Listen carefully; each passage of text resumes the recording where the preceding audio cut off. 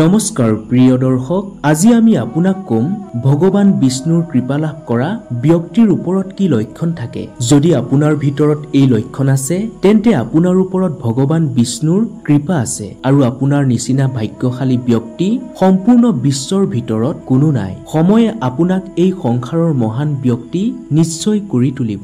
যদি আপোনাৰ পুত্ৰ বা কন্যাৰ মাজতো এনেকুৱা লক্ষণ আছে তেতিয়াহলে আপুনি পুণ্যৱান হয়। প্ৰিয় দৰ্শক, ভগৱান বিষ্ণু স্বয়ং পৰম ব্ৰহ্মা, যিয়ে এই ব্ৰহ্মাণ্ডখন তৈয়াৰ কৰিছিল। এনেকুৱা লাখ লাখ ব্ৰহ্মাণ্ড বিষ্ণুৰ দ্বাৰা নিৰ্মাণ হৈছে আৰু নষ্ট হৈ যায়। ভগৱান বিষ্ণুৰ 4খন হাত আছে, য'ত শংখ, চক্ৰ, গদা আৰু কমল পুষ্প আছে। ভগৱান বিষ্ণুদেৱৰ ৰং পানীৰে ভৰা ডাৱৰৰ দৰে হয়। শ্ৰীহৰি বিষ্ণুদেৱে সাগৰৰ মাজত শেষনাগৰ কোলাত বিৰাজমান আৰু সমস্ত সংসাৰৰ লক্ষ্মী তেওঁৰ চৰণৰ কাষত বহি আছে। এওঁলোকক ত্ৰিগুণাত্মিক বুলি কোৱা হয়, কিয়নো এওঁলোকৰ কিবা বস্তুৰ প্ৰতি মোহ আছে না ক্ৰোধ আৰু কিবা কথাৰ প্ৰতি অহংকাৰ। এই সংসাৰত মনুষ্যৰ দ্বাৰা কৰা সকলো ভাল আৰু বেয়া কৰ্মৰ ফল তেওঁৰ দ্বাৰাই প্ৰাপ্ত হয়। ভক্তই লাগিলে যিকোনো দেৱতাক পূজা অৰ্চনা কৰক, তেওঁ অন্তত শ্ৰীহৰি বিষ্ণুদেৱৰ ধামলৈকে যায় আৰু মুক্তি পায়। যিজন মনুষ্যৰ ওপৰত ভগৱান বিষ্ণুদেৱৰ বিশেষ কৃপা থাকে তেতিয়া তেওঁ মৃত্যুক ভয় থাকে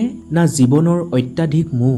আজিৰ এই ভিডিঅ'টোত আমি আপোনাক কম ভগৱান বিষ্ণুদেৱৰ কৃপা লাভ কৰা ব্যক্তিৰ বিষয়ে আৰু শুভ লক্ষণৰ বিষয়ে। প্ৰিয় দৰ্শক, ভিডিঅ'টো মূল ভাগলৈ যোৱাৰ আগতে আপোনালৈ আমাৰ এটি বিশেষ অনুৰোধ। যদি আপুনি আমি প্ৰস্তুত কৰা ভিডিঅ'টো চাই ভাল পাইছে তেনেহলে এটা লাইক কৰি চেনেলটো ছাবস্ক্ৰাইব কৰি কমেণ্টত জয় শ্ৰী নাৰায়ণ বুলি লিখিবলৈ একেবাৰে নাপাহৰিব। ভগৱান বিষ্ণুদেৱৰ কৃপা লাভ কৰা ব্যক্তিৰ স্বভাৱৰ পৰা শান্ত আৰু কম কথা কোৱা তথা অত্যন্ত বুদ্ধিমান হয়। প্ৰাচীন গ্ৰন্থ অনুসৰি এনেকুৱা ব্যক্তি তেজস্বী আৰু ঈশ্বৰৰ ওপৰত আস্থা ৰখা হয়। সেই মনুষ্যই কঠিন পৰিস্থিতিটো নিজৰ ধৰ্মপদৰ পৰা বিমুখ নহয় আৰু সদায় সত্য কৰ্ম কৰে।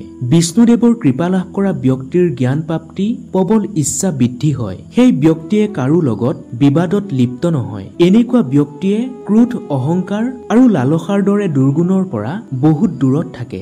ভগৱান বিষ্ণুৰ প্ৰিয় ব্যক্তি, স্ত্ৰীক সন্মান দিয়া তথা ডাঙৰৰ আজ্ঞা পালন কৰা হয়। এনেকুৱা লোকে জীৱনত জানি বা অজানি কাকো কষ্ট নিদিয়ে আৰু দুৰ্বল ব্যক্তিক অত্যাচাৰ নকৰে। লগতে এই লোকসকল সকলো প্ৰকাৰৰ বেয়া অভ্যাসৰ পৰা মুক্ত হয়। বিষ্ণুদেৱৰ কৃপা লাভ কৰা ব্যক্তিয়ে জীৱ হত্যা নকৰে তথা এওঁলোকে সকলো পশুক ঈশ্বৰ জ্ঞান কৰে। এই ব্যক্তিসকলৰ গোমাতা অত্যন্ত প্ৰিয় আৰু গোমাতাৰ সেৱা কৰাটো এই ব্যক্তিয়ে নিজৰ কৰ্তব্য মানে। এই কাৰণে মা কামধেনুৰ কৃপা এওঁলোকে প্ৰাপ্ত কৰে। ভগৱান বিষ্ণুদেৱৰ কৃপা লাভ কৰা ব্যক্তি ব্ৰহ্ম মুহূৰ্তত টোপনিৰ পৰা সাৰ পায় আৰু প্ৰতিদিনে প্ৰাতঃ সময়ত সূৰ্যদেৱক জল অৰ্পণ কৰে। ঘৰৰ সন্মুখলৈ অহা ভিক্ষাৰী বা আৰ্তজনক খালী হাতে উভতাই নপঠায় তথা দান কৰ্মত বিশ্বাস ৰাখে।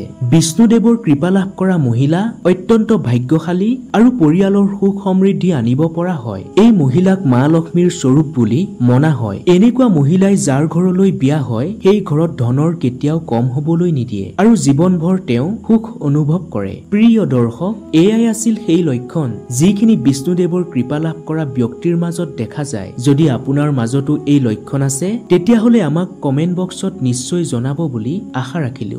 যদি ভিডিঅ'টো চাই ভাল লাগিল তেনেহলে এটা লাইক কৰি আন 10 জন উপকৃত হোৱাকৈ ভিডিঅ'টো এতিয়াই শ্বেয়াৰ কৰি দিবলৈ একেবাৰে নাপাহৰিব। ধন্যবাদ।